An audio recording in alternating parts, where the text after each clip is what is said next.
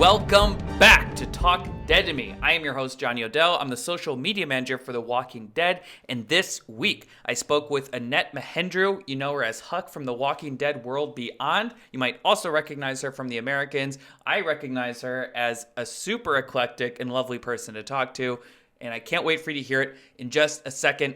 Another thing to be excited about, folks, the Cleveland Browns, my Cleveland Browns, are 9-3, the best record since 1994. I was just a wee boy at 4 years old. I don't even remember it. I am delirious. If you don't know anything about football, just know the Cleveland Browns have sucked forever, and now we're good this year, and I am so delighted, but even more delighted for you to hear this interview with Annet Mahendru. So without further ado, let's get right to it.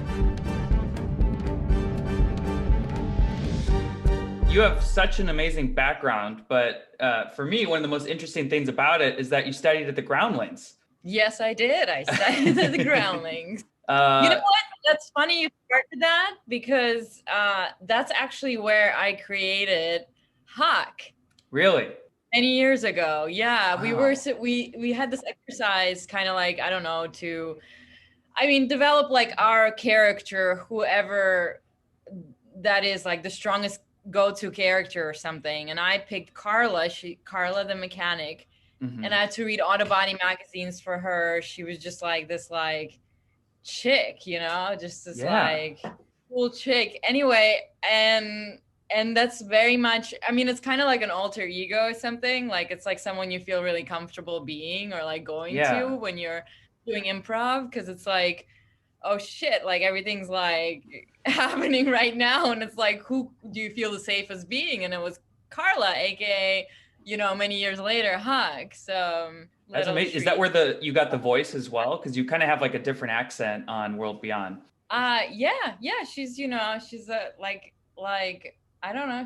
That's how Huck talks. Like I grew up in Queens myself. I went to St. John's University in Jamaica. Like my dad lives in Flushing. Like that's kind of, I was, you know, the girl wearing pink Tims in high school. And that's probably, sometimes I probably talk like that.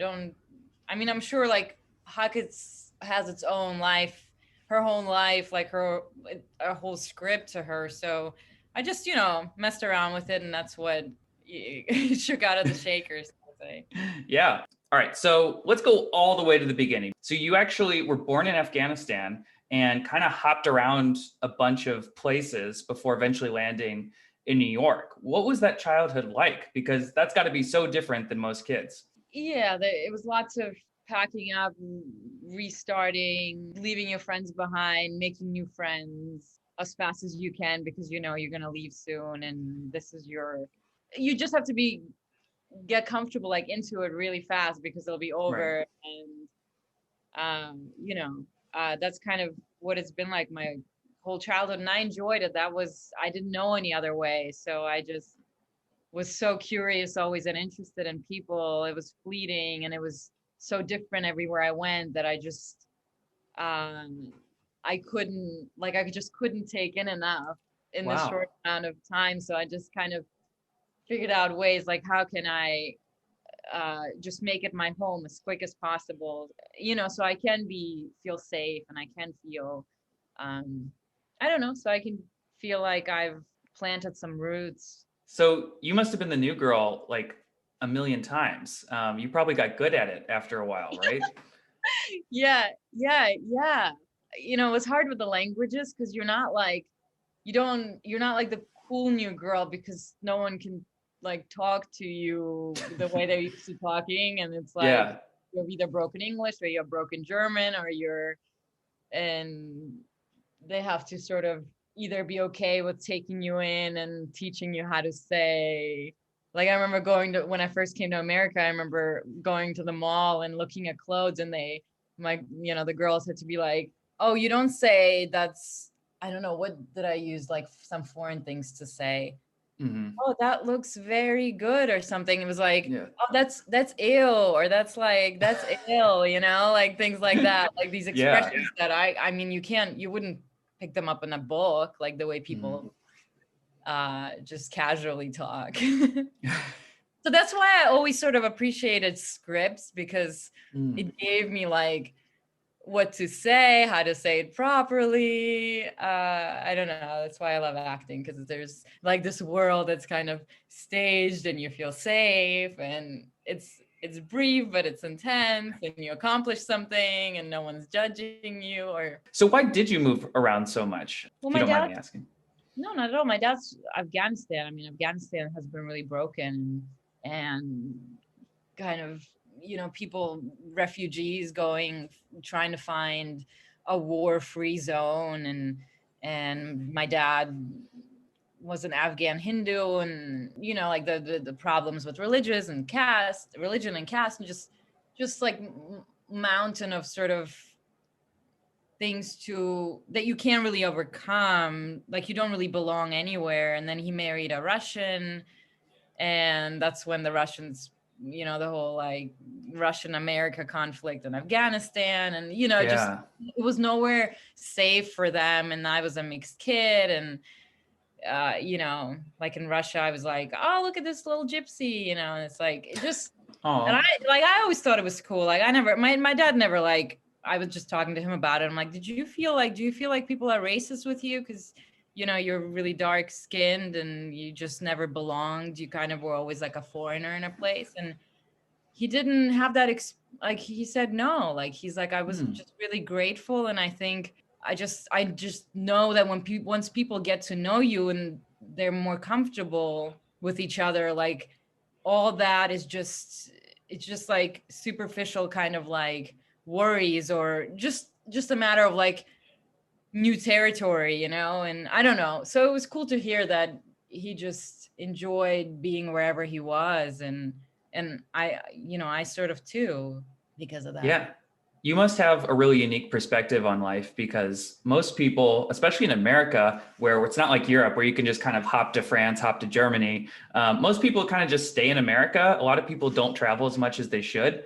So do you feel, like that you have a more nuanced perspective on the world than some people you might meet here? Yeah, like I don't have my group of, friends, so I'm always wanting to be someone's friend, and people just have these loyalties, like, well, I got my people, like I don't, you know what I mean? This kind of thing Yeah. of like they have their high school friends, or they have this established ring of safety, and I never had that. And sort of it's Mm. really hard to break into a lot. And like people, I don't know, like if you're from somewhere else, like your humor is different, like you'll say things that may be offensive, but it's just kind of maybe like lost in translation and things. So I Yeah. never had a problem with that, because I always assumed like, yeah, that person probably, you know their mom was from somewhere Mhm. else, they're translating from Spanish right now, right? And just like coming across a little funny, like, just don't take it too seriously. I don't know. I Interesting. found it really hard, especially in LA. I think in New York more so, because it's more mixed, culturally mixed, and you sort of, people are just from all different places mingling. And here it's like, I don't know. I keep like, I just met this new neighbor, and they're from Spain, and I keep telling her like, look, you're the only one like I have over, and is this weird to you? Like, you're like my only friend. I don't know. I've been here for 10 years. You just moved here. This is really weird.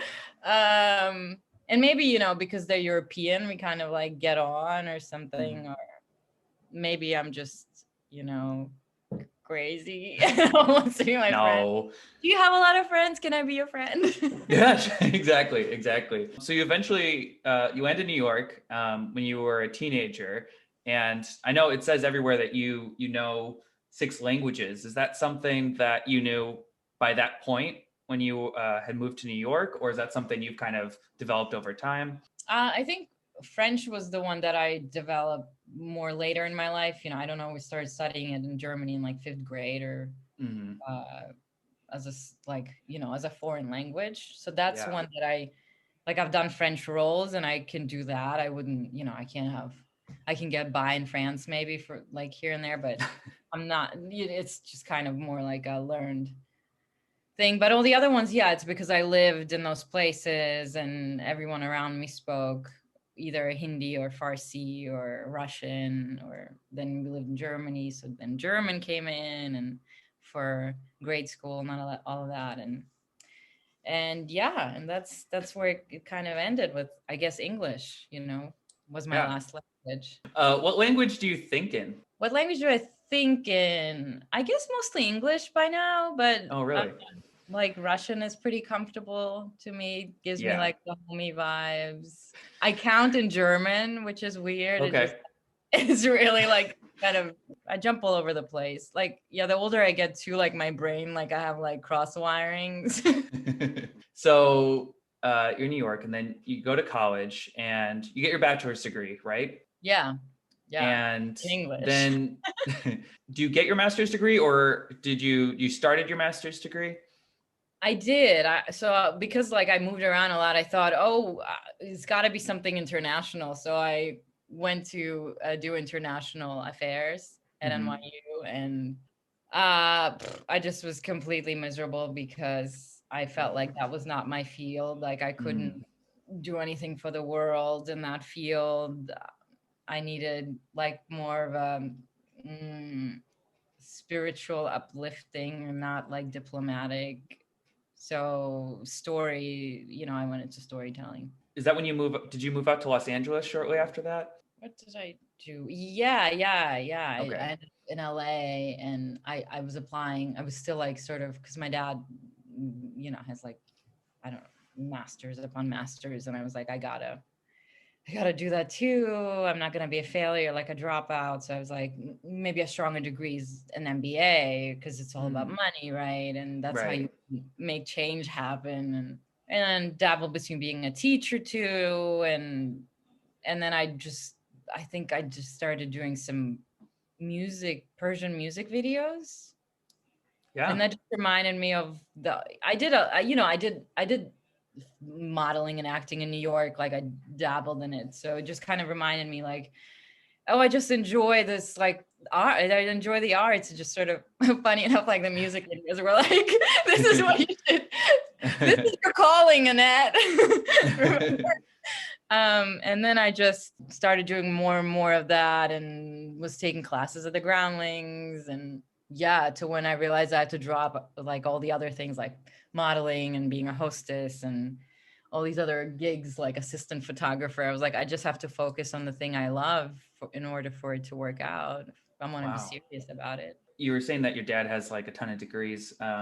Was there hesitation in telling him about what you were more interested in? Like, or was he like accepting of it at first? He was really worried. Like he watched Bollywood films like he knew obviously of the world. He had no idea how to get into it. He knew how to, get into a career by going to school, and I never. And then he's like, well, you should seriously go study it. I'm like, look, I already have a degree. Like by the time I finish a master's in, theater or the arts, like I'll be too old. Like, dad, it doesn't work like this in this field.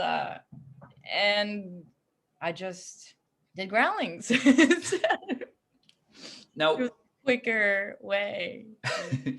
Obviously, you probably took classes. Were you also in like the troupe? Well, I did like the first 2 levels. The third one was the final, sort of where you write and you do that. And that's when the Americans started for me. And wow. So I was busy working and learning on on set. Do you want to do more comedy roles since you did Groundlings? Because a lot of the characters you play are amazing, but it's very dramatic or serious. Yeah. Yeah, absolutely. Like, absolutely. Yeah. I want to do whatever story sort of, align with me. And yeah, I've done silly things here and there, but honestly, I'm open to it all. It's such an adventure. It's like traveling to different countries. Like, I don't want to just, say I want to go to these countries when there's like a multitude of places to go that I haven't been to. Yeah. Wow. Yeah, that's got to be crazy. All right. So Groundlings, Americans, what year is this? This is like 2013-ish? Yeah. Okay. That's when the Americans, I believe, started. And you had after that. Hasn't been that long, has it? Since this is so weird. But you had acting roles on other shows before that, and you were appeared in movies. It wasn't just commercials and modeling gigs, right? Yeah. I've been, I guess, doing it for a while now. I mean, it's been all sorts of things. I just did 2 films during COVID, which I'm exceptionally proud about. Yeah, one with Michael Cudlitz. Yeah, that's a film my husband Louis Gibson co-directed with Joe Deitch. We did that like right when things sort of opened for a quick second for like a week Mm-hmm. in June. I mean, it was superb. It was like an epic film. I just watched what is it, the first cut of it or the first picture lock Mm-hmm. of it, and I didn't realize like how what an like a big epic film it was. Like I thought it was Oh, just like really? kind of like a family. I don't know what I thought. It was like really like crazy story about a family going off the grid, kind of sort of away from the government, and they just can't outrun their own problems. And there's mental health and kids at stake, kids well-being, and the family crumbles. It's a really sad story, and it's just it was wonderful to do. It was sort of like a family movie on many levels because my brother-in-law, Milo Gibson, played my husband, Wow. and what's his name? My husband directed, and Michael Cudlitz from The Walking Dead showed up. It was like just like yeah. Oh yeah, that's a Walking Dead connection. You also obviously worked with Noah Emmerich on The Americans, who was briefly in The Walking Dead in season 1. Also did a funny thing back in January. They asked me to come jump on Prodigal Son with Yeah. Dane, and that was cute. I'm a damn prima ballerina. I was like, holy shit, I've always wanted to be a prima ballerina. Oh my Um, gosh. with there was a Walking Dead moment. And wait, Nico and I were both on The Following at Oh different times. yeah. So when did you actually meet your husband? So I submitted myself for a comedy. Mm. It was his Chapman graduating piece, and I auditioned, he cast me, fell in love in the casting room, and we many years or a year after that he came to my Christmas party, and we just sort of ran away together to another Christmas Wow. party, and now we have a little child together, and we're Oh. professionals in the field, and it's sweet. It started very, sort of like innocently, and then we, became really serious together, like work wise, and got married and started a family, and yeah, and still being creative together. There was actually, so that was like 7 years ago that we did Mm-hmm. the thesis film, and so Okay. it's like the second time we work together. It's kind of was like a big lull for us. So this was Manifest West. The film is kind of Mm. us, as grown-ups, I guess, so to say, like making something together, which I'm very excited about. Aw, that's great. So for World Beyond, you actually had to audition, right? I did, Okay. because Huck had a really twisted arc, and I think they were very, very curious because I played a spy on the Americans, and they just wanted to make sure that would not, like, people would not, that we could pull it off, basically, Yeah, this yeah. arc, right? So yeah, and it was like, obviously I played like a Russian on that, and they wanted to, like, Huck was like, she's so like boyish and so unlike anything I've ever done before. Mm-hmm. So they wanted to see, my transformation, I guess. Anyway, yeah, so I went in and met Matt. Oh, Matt, Scott. Yeah, Matt. Yeah. yeah, and played, and then I took off for a wedding in Germany and took my boys to Russia, and then I got a call saying, hey, we're testing, like, I know, like, we really want to see you in New York, we're like, fly you, just please. And I was like, no, I mean, it's like my brother, basically, he's getting married, like, I'm sorry, I'll send you a tape. So we taped, my husband taped me in the hotel room while my little baby slept in the bathroom in the hotel room. Oh And my literally, gosh. like, we kind of kept doing it and doing it, like, many takes later, and like it wasn't, like, we didn't get it. And then, like, they nap, like, babies nap for like or like you have an hour, you know how much you have, and we're like, oh my gosh, she's like gonna wake up any minute now, and we still don't have the take, and we're like, that's it, like all or nothing. And like halfway through the take, that last take, we heard him like wake up and cry, and then he went back Oh. miraculously, and we finished the take, and we were like, oh, fuck, this is like the take, this is it. And then, like he was up like screaming, blaring, and like I sent the take, and they still like tested people in New York, which like your chances of getting it, like if they're testing people and they have people in front of their face. But I kind of like took the gamble because I was like, oh, because the night before I talked, like after one of the wedding parties, I got home and it's like a huge time difference, so it was like 2 a.m. for me, and Matt was on the phone with me just like telling me like, hey, like can you like try this and that. And like I saw a shooting star, and I was like, Matt, Oh my I God. saw a shooting star. Like, I don't know you very well, but like, like I'm gonna make a wish right now. And like, I like, Wow. so cool. I believe in all these things. Anyhow, I got the part, I think. Yeah. Oh, you got the part. Wow. Congrats. That's amazing. Good. What do you even record it on? Do you record it on your phone or your computer? Do you have like a camera with you? Yeah, I had like a, flimsy tripod and my Mhm. phone. Do you carry that with you like all the time just in case like an audition does come through, or do you I'm just trying to think, did I actually bring a because we were gone for like a month. We went to Russia. So yeah. I think I brought it just, for self tapes and Wow. yeah. World Beyond obviously went through a lot of changes from its inception, and it didn't even have a name at first for the majority of the time that you guys were shooting, if not all. What was it like acting on a show that didn't have a name? I remember that question from the other interviews I watched that you didn't. Oh yeah, well I want to get your take on it. Not that it matters.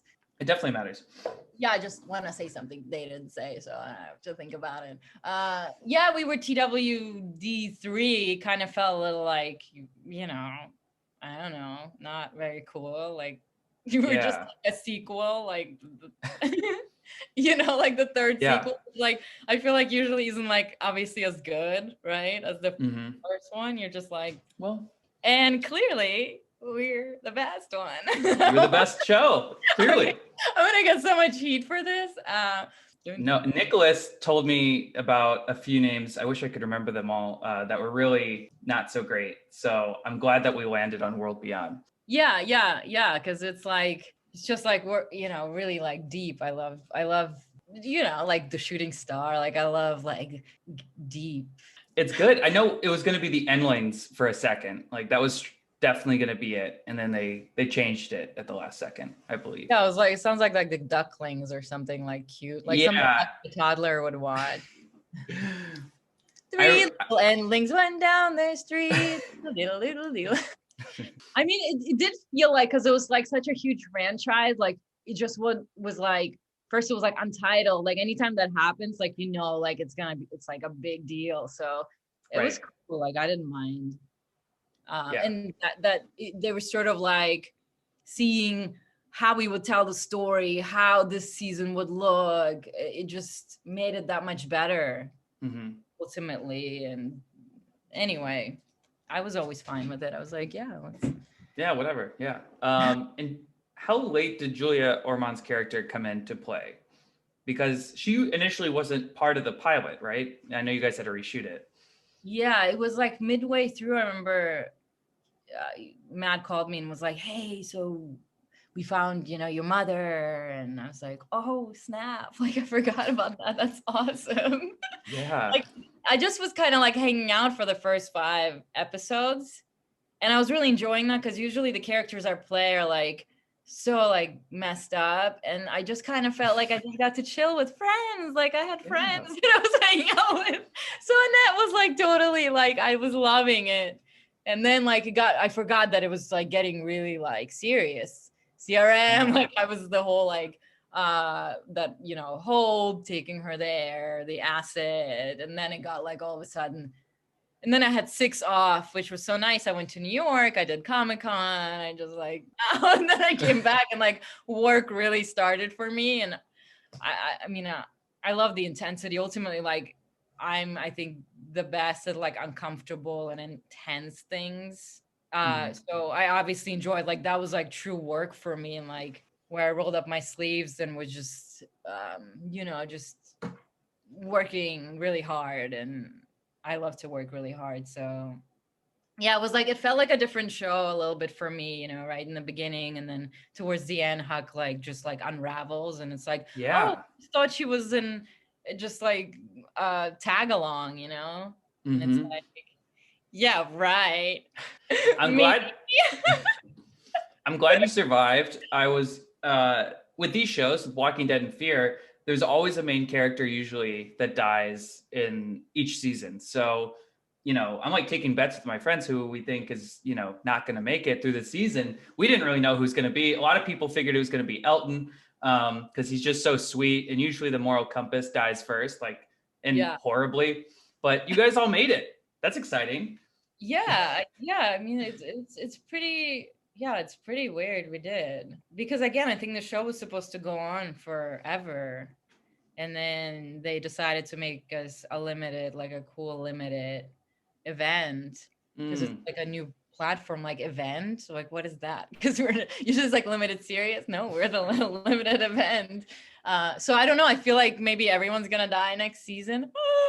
Oh man. Whoa, breaking news Like here. episode, like Everyone, bam, bam, Annet bam, bam, Mahendru's. bam, bam. I hope that some of your characters do survive on to other things because I know Scott has this whole plan for, the Walking Dead universe, Hopefully, I'd love to see Huck show back up in, a Rick movie or in the Tales of the Walking Dead or maybe the Walking Dead itself, who knows? Yeah. It's got to be strange because TV is kind of in this weird crossroads right now where streaming is taking over the traditional format. How do you feel about that? Like, where do you see TV going? Where do I see anything going right now? Oh my God, I know. You know what? I guess good. Everything is at our fingertips, but we're not really connected. Is it really quality? Quality is the question. Like, are we living our best lives yet, or are we just? Is it like game over? I mean, for all of it, like, for I just living like one day at a time, and I'm always very grateful for any platform. And like I said, it was music videos instead of You're like, so I'll take this. I'll take the zombie limited series. yeah, I just like it's an experience, and Mhm. I love the opportunity for expression, to finding my voice, to grow. Yeah, I mean, you were able to shoot a movie during COVID, so that's pretty amazing. If we can do that, we could probably do a lot Right? of things. Yeah, I think we can. Nothing ever really stops. It's just the drama kind of sucks us all into this like warp. But it's really we're all always okay. Hmm. Let's get back to Huck for just a second. So I'm lucky enough to get early access to some of the episodes, and I see dailies. So sometimes I'll kind of sneak a peek at future episodes just to see what's going on. And I remember seeing a scene with you and Julia, and I was like, oh my God.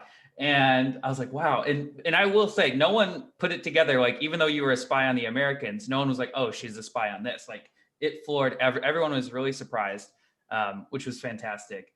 But I'm curious how you view Huck is because it's complicated. You automatically assume because she's the daughter of Elizabeth that she would be a bad guy, but you're good. I mean, based on all the flashbacks we saw, it's complicated. So where do you land on like the morality of Huck right now?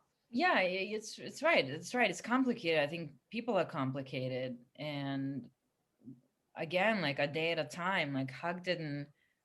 She had a vague plan for things. She's all about the journey, and she wants people to have a journey because no one has all the answers, and uh, she feels she's done some things in the past, right, with Drake, that she doesn't feel good about. It was the hardest thing she's had to do, and she knows she has a responsibility to sort of uh to make sure that was sort of worth it, right? Like Mm-hmm. that decision that she made, and just moving forward, that's why she believes, that something is greater awaiting, because she was forgiven, she's still alive, and she's responsible to you know, I think she joined the Marines because she wants to protect people. She wants to make our world safer, and that's truly like that's her compass. And so she'll Yeah. always find that. And if things go sour, right, whether it's at the Marines or the CRM, she knows you got to keep moving. You know, that's not the end. So where she stands, I mean, everything changes every day, and you just have to kind of brush it off, like remember what happened, and move forward, like onwards and upwards. Right. How did the cast react to when they found out that you were a spy? Yeah, well, they were also just like hang out with me, you know, let the new girl into their Yeah. circle. And then like the new girl is just the bad girl. They were really mad, and like on every level, like personal and kind of story wise, like what really, you know, we trusted you, our characters trusted you. And I had to really be like, no, guys, like I just had to like keep like explaining myself, like, no, this is for like something better. I still love you. But I definitely felt like, you know, I was ostracized, and again, I was alone and I had no friends. It's just like this like story of my life. So yeah, like, you know, Nico too, like Felix, that whole, it was like heartbreaking. And I don't know, like season 2, like I feel like no one's really, you know, Hope like hates Huck, and Felix will never talk to her again. So there's a lot of sort of restarting for her, and you know, she's alone again. I mean, I guess her mom, but it's not like that's not her troop. Like her mom is not really, that's not like who Huck, like you could see in like the scenes together, they just kind of are strangers. And so there's just a lot of Yeah. like relearning, getting to know each other again, and seeing where the wind blows. It's hard because, you know, we binge watch TV shows, so I wish we had season 2 now, because I want to see Huck's reaction to, like, you know, that campus being completely obliterated and knowing that her mom was responsible. And I want to see just, you know, more Will and Felix stuff. Like, it's crazy. Right? It was kind of in a way a blessing that it pushed, because now we're just so in this world. Like I feel Oh like, yeah. so now when we go to shoot season 2, it's so fresh and just such like a smooth continuation, it feels like, because otherwise it's been over like a year and a half since Oh we yeah, shot. Nicholas has gotten taller. They'll have to do maybe. I don't think Yeah. he fits into that suit anymore. Oh, that's Were you funny. in That's a good point. Yeah, you'll have to. Yeah.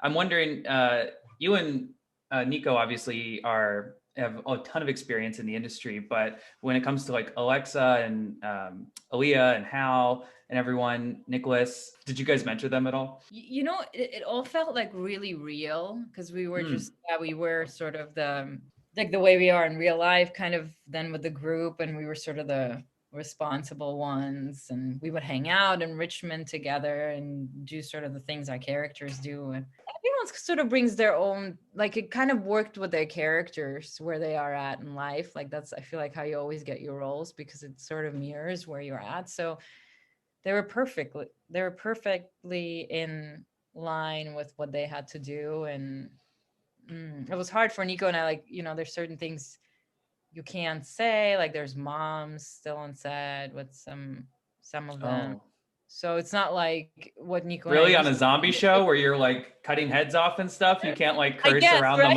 It's moms? like, oh no, Oh I my. said shit. Oh, no, but like, what was the thing? Oh, like Nico and I usually like were the youngest ones on the shows we were on, so it was like a flip. All of a sudden, we were, and we're like so like kid-like and like weird, and the two of us that, I don't know, we just kind of had to mostly keep us in check than the others. Uh, Anyway, it was such a great time. I can't wait to go back. It's like, Yeah, and The Walking Dead is like, it's such a family. It just feels so cozy because it's just this giant family. I feel bad that because of COVID, you guys couldn't go to like, you know, Comic-Con this year and actually see, because I mean, I know you guys were at New York Comic-Con last year, Yeah, but that's but like before everybody knew us. It was before like, anyone, no one knew who you guys were. No one, they're, oh, there's, you know, there's Annette from the Americans, but everyone else was in, you know, they knew Nico, yeah, but otherwise it was a lot of unknowns. So they're like, oh, okay, this sounds fun. But I'm Yeah, sad that yeah, you guys didn't get to experience the aftermath of that, but I guess you experienced it online with social media. yeah, but this has been really nice, this, and just I feel like I've been connecting with fans a lot more, just all these Yeah. live kind of platforms, and it's been great to. I mean, now you just can do so many of these because you're just sitting in front of your computer and. I have one question. It's going to be controversial, but about the Mountain Dew that you gave Felix in the show, that couldn't have been good, right? I mean, that's a 10-year-old bottle of soda we're talking about. He was like, and I was like, no. Listen, I can accept the zombies, I can accept the spy, but a Mountain Dew being good after 10 years, come on. You think it would have gone flat a little? Just a little bit. I mean, but the thing is, you have such a lack of treats in that world that I think you would enjoy that soda. I guess it would still be sugary, right? Yeah, I guess that's true. Sugar doesn't go bad. It's like the best preservative. So you had a 1-year-old, or how old was your son when you were first shooting? 2. He had just started to talk. Like stringing words together. I mean, he learned how to talk, and I was gone. Sometimes just 7 days a week, or I'd work, and then we had fight training and press, and I'd come home Saturday like beat up because I love to do my stunts and just like sore, and I would sleep all of Sunday, and he was just, that part was a little sad. And I couldn't bring him. I used to bring him to set, but then the zombies rolled in, and I was afraid of them. So I was like, I can't expose my kid to this. Oh yeah, that might be a little traumatizing. Yeah, so that was kind of hard, and just hard for me because and I don't want to complain about it, but it's so hard to be a parent, and because you when you're at home, you gotta you want to hang out with your kid, but then you have to memorize your lines, and that all everyone else on the cast is just that's all they have time to do, practice their lines, and you're barely making it to the table read, and so I was always felt oh my god, I better I was definitely the one always forgetting my lines because I was barely had any time to but you're reciting it to him as you're changing the diaper. Yeah. Kid's what the heck is mom talking about? I would come home with the scar on my face. Oh yeah. And he was just oh no, mommy, it hurt. And I was no, I can rub it off. And it's such good what is it, prosthetic or whatever that yeah. It's off. So it's no, I swear it comes off and it doesn't come off. It's great fun. Has the pandemic made it hard? I know you said acting makes it a little bit harder to be a parent. Has the pandemic made it harder, or is it nice to have more time at home? I'm grateful. We are getting through it, and we're okay, right? Cumulatively, and people are, there's still a lot of other things that are happening, and I don't know. It's good to be just home and be grateful for the people that are with you, and my mom, obviously I miss my mom, and I need her with the kid and all that, and you don't have that. But then I learned that my dad can be just as great, and he's been coming out, and there's this whole thing the first time he came out, you have to quarantine for and that was excruciating and just dumb, because you're your kid can't hug his grandpa. It just is worse than I don't know. Anyway, it's for he's become a great babysitter, and just equally as good as my mom, and just you figure out how to do things, and you realize you're just impressed how how did you do this? Self-sufficient people are. Oh, absolutely. Yeah. I will say World Beyond's been a good escape, even though it is kind of, it's very apocalyptic. It's still been a nice escape to watch and cover over the pandemic. So thank you for being a part of that. And that's, I know, I'm glad unintentionally. It came out a little bit later because people had time to digest what was happening. Yeah. And it would have been maybe a little too raw and a little, I don't know, too soon. But, again, everything happens. Anyway, what do you have next? You have the movie with Michael Cudlitz. I'm guessing that comes out later next year sometime? Yeah, Manifest West. Then I did a period film that's coming before everything else. It's called Martin Eden. That's beautiful. I mean, we're in the 40s and just a whole different way of being. And I mean, there's fights like this, the suffragette movement, and it's sort of like in a way, we're always fighting, right, for rights. So different time, but we're the same human beings. Still relevant. It's a beautiful film, period film. And then I just finished Grow was another film I just did in Connecticut that will be coming out. It's about it's sort of, is this the pregnant man film? Yes. Like I knock up a dude. It's That's amazing. Well, it sounds like you're killing it, Annette. Yeah, no, there's a couple things I start. I can't talk about it at all. It's like another super secret. I can never talk about anything I'm doing. It's got to be tough. Yeah, it's so tough. Oh God, you have it so bad. Anyway, fingers crossed. We're all okay, healthy, and we can do the things we love. Good. Well, I think that's a perfect place to end. Thank you. We ended up going an hour, and I love that. And thank you for telling your story and talking to me. I appreciate it. Thank you so much. Yeah, that's it. Hope to talk to you in the future. See you soon. Take care. Yeah, you take care too. Wasn't Annette great? Honestly, I cannot wait to see where she goes in season 2. In the meantime, next week, we have Alexa Nisenson. She plays Charlie on Fear the Walking Dead, and I cannot wait to talk to her as well. Also, I cannot wait to gloat to all the Browns haters, the Baker Mayfield haters. I know you guys don't care about this, but I care about this. The Browns are 9-3, baby. Anyway, we will see you next Sunday with Alexa. Until then, please be safe. Please wear a mask, and please, for the love of God, happy birthday to Nate.